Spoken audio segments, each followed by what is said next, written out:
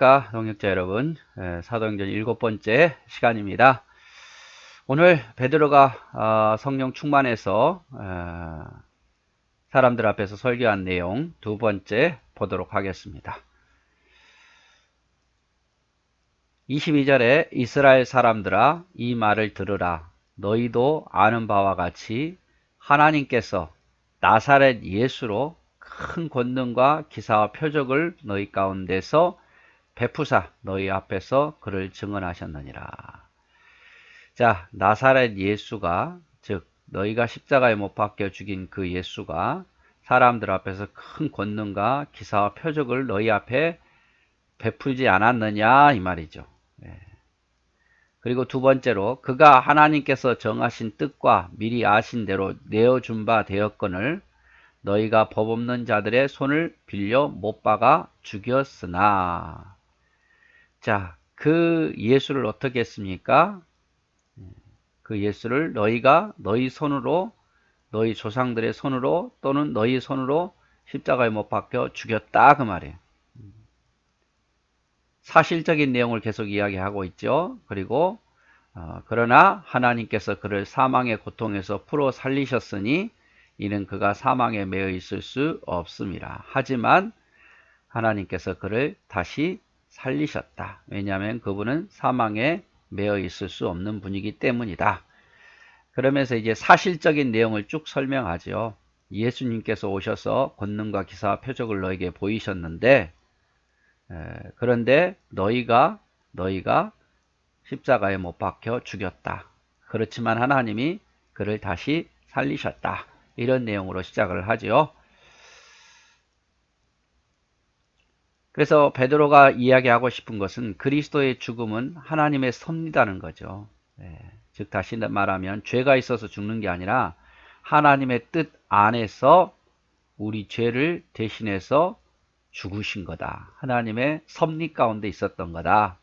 이렇게 이야기를 합니다. 그런데 그 하나님의 섭리는 유대인들에 의해서 결국 십자가에 못 박혀 죽게 된다는 거죠.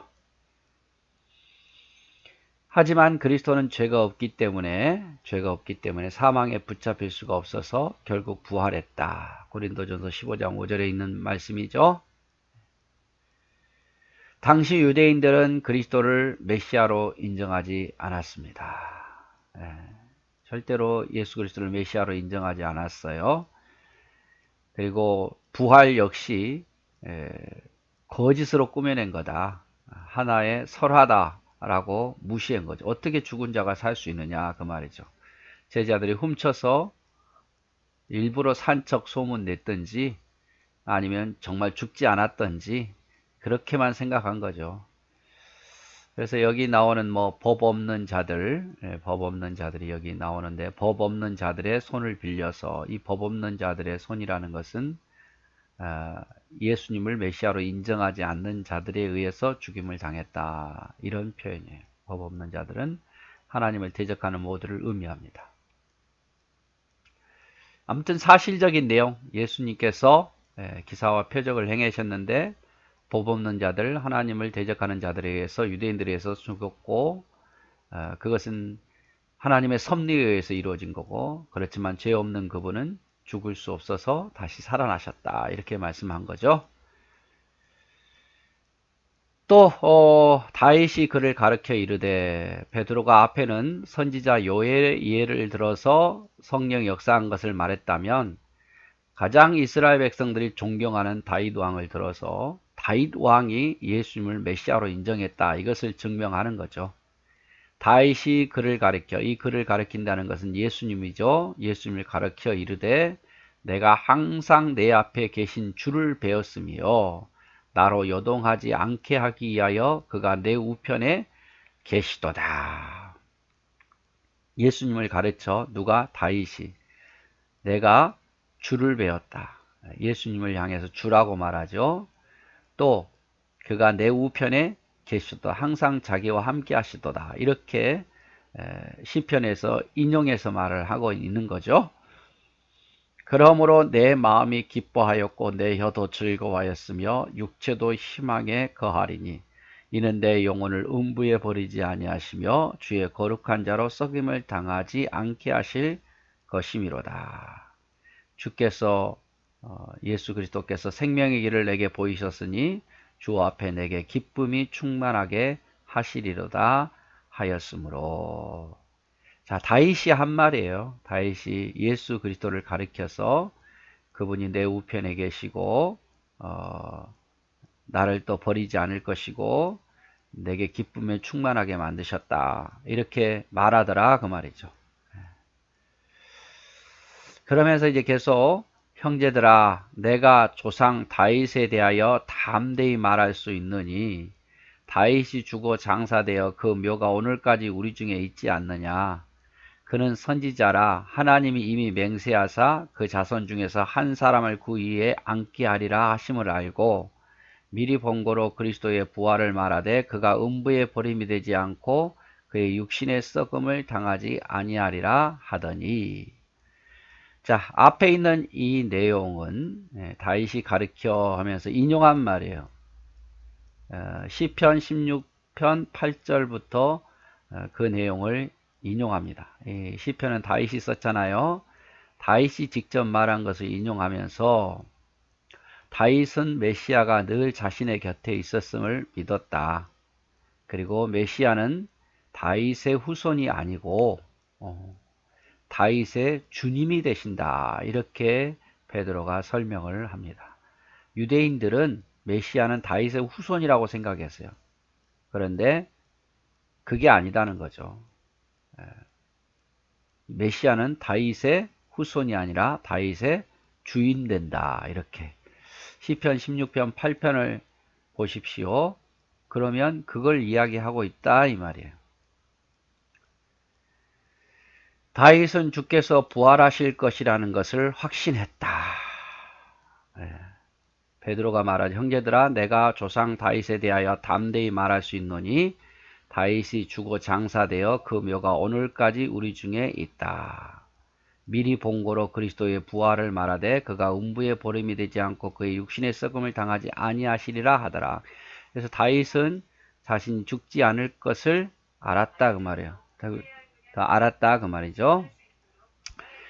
자기의 영혼도 음부에 썩지 않고 주 앞에서 기쁨으로 얻게 될 것을 믿었다. 그래서 다윗은 주께서 부활하실 것도 믿었고 자기도 죽지 않고 부활할 것을 믿었다 그 말이에요.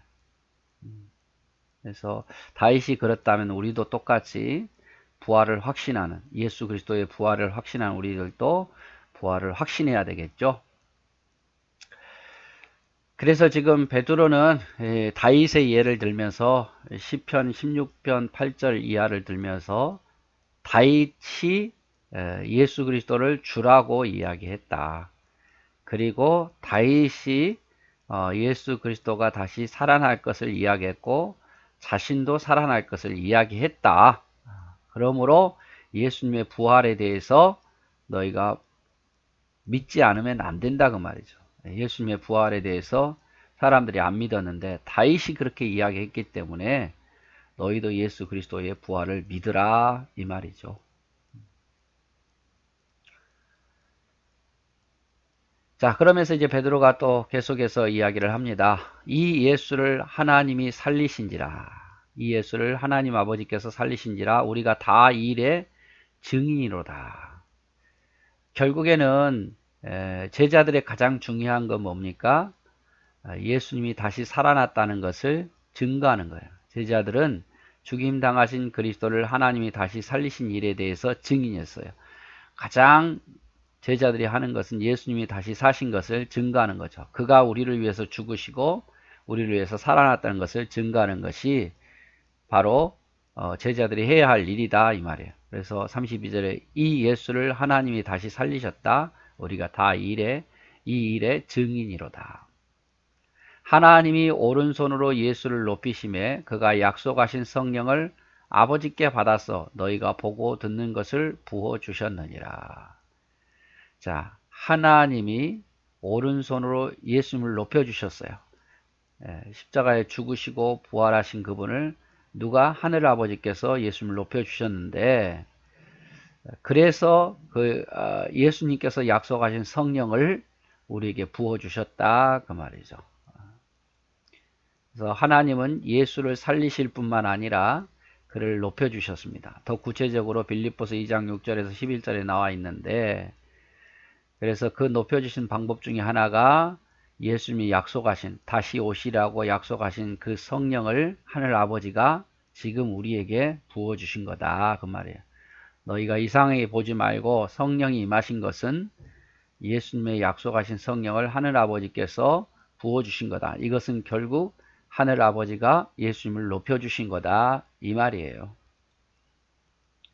다윗은 하늘에 올라가지 못하였으나 친히 말하여 이르되, 주께서 내 주에게 말씀하시기를 내가 내 온수로 내 발등상이 되게 하기까지 너는 내 우편에 앉아 있으라 하셨도다 하였으니, 또 이제 다윗이 말했던 걸 또 인용하지요.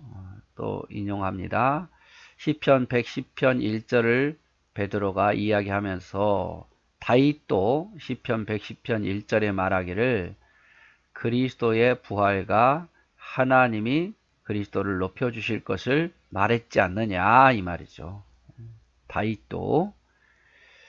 그러면서 이제 결론적으로 이야기를 합니다. 뭐라고 이야기하냐면, 그런즉 이스라엘 온 집은 확실히 알지니 너희가 십자가에 못 박힌 이 예수를 하늘 아버지께서 주와 그리스도가 되게 하셨다 이 말이에요. 너희가 십자가에 못 박혀 죽였고 무시하는 그 예수를 하늘 아버지가 주와 그리스도가 되게 하셨다 그 말이죠. 자, 이제 마지막으로 37절, 그들이 이 말을 듣고 마음에 찔렸어요. 베드로와 다른 사도들에게 물어 이르되 형제들아 우리가 어찌할꼬 합니다. 아주 좋은 징조죠. 네. 물론 다 마음에 찔려서 회개하는 건 아니겠지만 일단 마음에 찔렸어요. 네. 한마디로 말하면 가슴에 와 닿았다 그 말이죠. 그래서 베드로에게 또 사도들에게 우리가 어떻게 하면 좋겠느냐 그 말이죠. 물론 이들이 다 자신이 예수님을 직접 죽이지는 않았겠지만 동족이 이스라엘이 그렇게 했다는 그 마음이 들어서 마음이 찔린 거예요. 우리 민족이 이런 추악한 짓을 예수님을 십자가에 못 박혀 내어주었구나 생각하니까 마음의 회개가 일어나는 거죠. 그래서 우리가 어떻게 해야 될까 하니까 베드로가 답합니다. 너희가 회개하라. 첫째는 회개하고 각각 예수 그리스도의 이름으로 세례를 받으라. 그리고 죄사함 받으라 그 말이죠. 그리하면 성령을 선물로 받으시리니 이러한 약속은 너희와 너희 자녀와 모든 먼데 사람 곧 주 우리 하나님이 얼마든지 부르시는 자들에게 하신 것이라. 앞에서도 말했죠. 21절에 주 예수를 믿으라. 누구든지 주 예수의 이름을 믿으면 구원을 얻으리라. 이 말씀하고 똑같은 거예요. 그래서 답은 이렇게 말합니다. 회개하라. 그리고 세례를 받아 죄사함을 받으라. 그러면 성령을 받으리라. 이렇게 말을 하고 있습니다. 그래서 베드로의 화답은 회개하라. 그리스도의 이름으로 세례를 받으라. 그래서 자신이 죄인임을 회개해야 된다는 거죠. 그럼 믿음의 신앙의 고백의 표로 세례를 받으라 그 말이죠. 내가 하나님 백성입니다 라는 선언을 하라 그 말이죠. 그러면 구원을 얻겠다 이렇게 이야기를 합니다.